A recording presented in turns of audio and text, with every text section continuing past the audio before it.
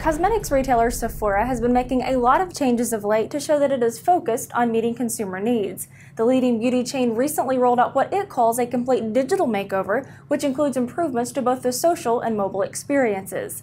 The company has also announced a deep integration with popular website Pinterest, as well as an in-store iOS program. Sephora is hoping these efforts will make the digital shopping experience much more like the offline one. So at this time, we're going to bring in Julie Bornstein, the Senior Vice President of Sephora Direct, to talk more about these developments. Thanks for talking with us today, Julie. Thanks for having me. You're very welcome. Well, I want to go through all the recent digital changes at Sephora, but let's start by talking about the relaunch of the website. What is different about this? We basically focused on the core of the site and really tried to make it very user-friendly and easy to find product in a sea of a large selection. So we took every product in our database, which is close to 14,000, and we carefully tagged every one so that as you are shopping through the site, you have the ability to truly filter through the product set based on your personal needs. So if you're looking for moisturizer and you're looking to find specifically for your oily skin and to help your anti-aging, you can find specifically product set available for you that way. We also added all sorts of other filters and sort features so you can look at top-rated products. You can just see what's new. You can shop for makeup by color, so you can see all eyeshadow in purple. So we really added a lot of intelligence into the way that you search and shop for beauty. That was sort of the core. In addition, we added some great content to the site. So we created a section of lists, which are our top favorites and other people in the industry's top favorite products. And we added a section called Solutions, which you can go and look if specifically you're interested in frizzy hair. What are the best products and how are they different? They're lined up against each other, and you can shop that way. And we created a trend section called the Sephora Glossy, which is our fashion point of view on beauty. And all of those things have really helped bring to life, I think, the Sephora point of view as you're looking and trying to figure out what beauty product to buy. We also added a lot of just usability features to help shopping and checking out even faster and even easier. And then we gave our consumers easier access to their Beauty Insider loyalty program rewards and what's available to them, and gave them easy access to all of their past purchases. So it's really easy to see something you bought before and to rebuy it, or if you are using your mobile phone, have access to it on your phone when you're shopping in store. Very good. Well, it's clear that Pinterest is one of the hottest companies right now, but what really motivated Sephora to integrate with the site? We integrated Pinterest both on all of our product pages and our brand pages so that our users could easily pin any of our products. But we also added our own Pinterest boards, and we did a sweeps around our consumers creating their Pinterest boards inspired by their favorite color. And I think that the reason we were drawn to Pinterest is because, unlike a lot of the other social media forums, this one is so great in the world of fashion, and it really is about inspiration and aspiration, and that works very well with our brand and with our product set. And we, the women who work at Sephora, all love Pinterest and use it, and it's just been a real natural marriage with our brand and shopping our site. Nice. Well, in terms of the in-store iOS program, what does it bring to users specifically? So the goal of the various things that we're doing with iOS devices in our store is really to bridge the online and offline world to create an easier and faster, more efficient shopping experience, and to leverage some of the information, make it easily accessible to you in store. So we do a number of different things.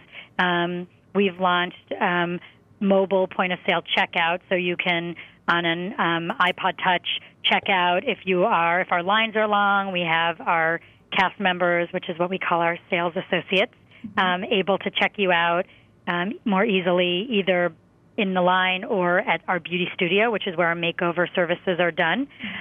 We brought iPads into some of our stores as a test to provide a service menu of the kinds of services that we offer, so you can come to our beauty studio, look at the different looks that you can get, like a smoky eye, and then after you get the makeover done to you, you can also have it emailed to you, the instructions and the steps. We also provide access to our site so that you can get access to ratings and reviews, and you can scan a product at the iPad at the beauty studio, or you can use your own iPhone, and with our app, you can scan any product in the store and read the ratings and reviews of that product, or just read more information about it, or add it to your wish list if you're not ready to buy it then but want to keep track of it. So, it's a mix of, I would say, bringing great information to the consumer and also just making the shopping experience a little more seamless. So all of these changes really help to bring the offline experience essentially online. Yes, I think that's absolutely true. And I think, we have a whole cadre of very well-trained specialists in our stores who have spent a lot of hours learning about product, and a lot of them are makeup artists themselves, or skincare specialists or estheticians themselves. And so there's all this great information in the store, and our goal absolutely is to bring that online as much as possible to make the online shopping experience informative and helpful, and of course also fun. Right. Well, it's clear that many retailers are still struggling with embracing technology and really all of the elements of online shopping. So what is driving Sephora to embrace digital so readily? I think when Sephora first came to the U.S. in 1998, it sort of broke the model of how you could buy prestige cosmetics. And it was the first time where product wasn't behind a counter without a price, and you had to ask somebody, and you had to shop one brand at a time. So Sephora changed that whole model. Sephora is definitely an innovator. It was one of the first retailers to have a big e-commerce business, which launched in 1999. And I think it's part of our DNA. We really believe in leveraging whatever trends, whether they're digital or product-related or color-related, to be out there one step ahead of our consumers so that they can find what they're looking for and they can come to us. And also, as we look at the future of our consumer, we really truly believe that digital is the reality. It's the way the world is going, and we want to make sure that we're out there testing things early so we're ready for the next changes that come. Well, what impact do you think that these digital enhancements will have on really the overall future of retail?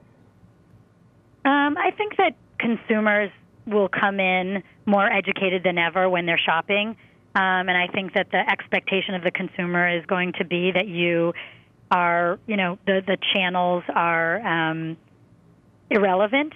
It doesn't matter where they are. It matters sort of how easy you make it and fun you make it and what the value that you as a retailer bring versus the competition.